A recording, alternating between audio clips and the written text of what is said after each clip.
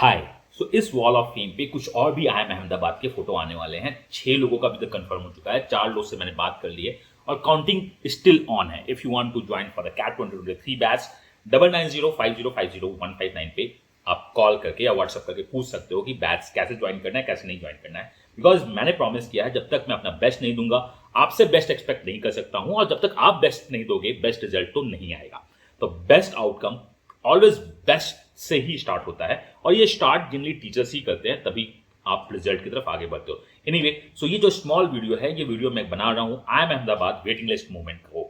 That means वो कितने waiting list देते हैं, लास्ट ईयर कितनी वेटिंग लिस्ट मूव हुई थी, लास्ट टू लास्ट ईयर कितनी वेटिंग लिस्ट मूव हुई थी, क्या रीजन था, और इस साल का एक्सपेक्टेड वेटिंग लिस्ट क्या है, मैं आपको सब कुछ बताऊंगा।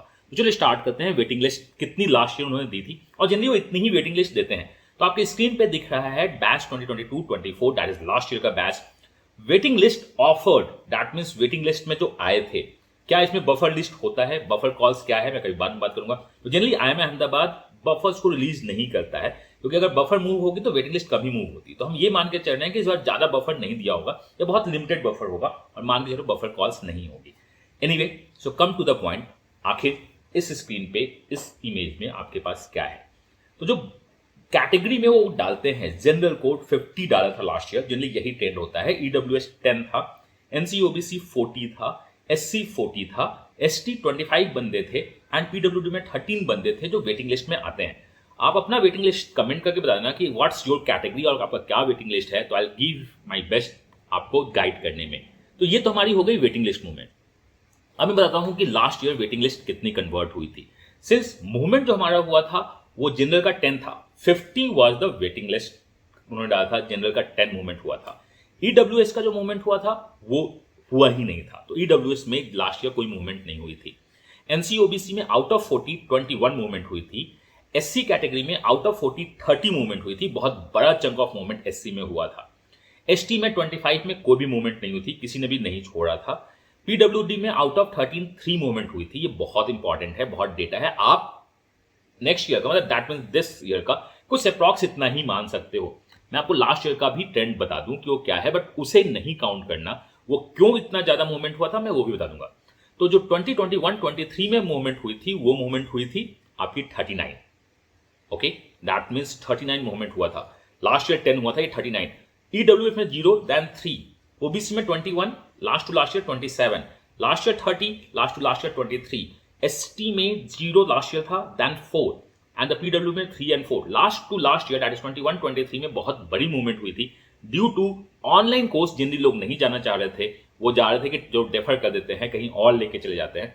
Due to the COVID era लोग इवन IIM अहमदाबाद में भी ऑनलाइन कोर्स में नहीं जाना चाह रहे थे, या बहुत ज्यादा क्रॉस मूवमेंट हुई थी कि जाना ही है तो हम किसी और कॉल में चले जाते हैं। जनरली अहमदाबाद की मूवमेंट होती कब है, जब वो बैंगलोर के साथ जाता है, लोगों को बैंगलोर प्रेफरेंस होती है, किसी लोगों को कैलकाटा प्रेफरेंस होता है, किसी लोगों का GMAT से बेटर कॉल्स आ गया होता है, वो प्रेफरेंस होता है।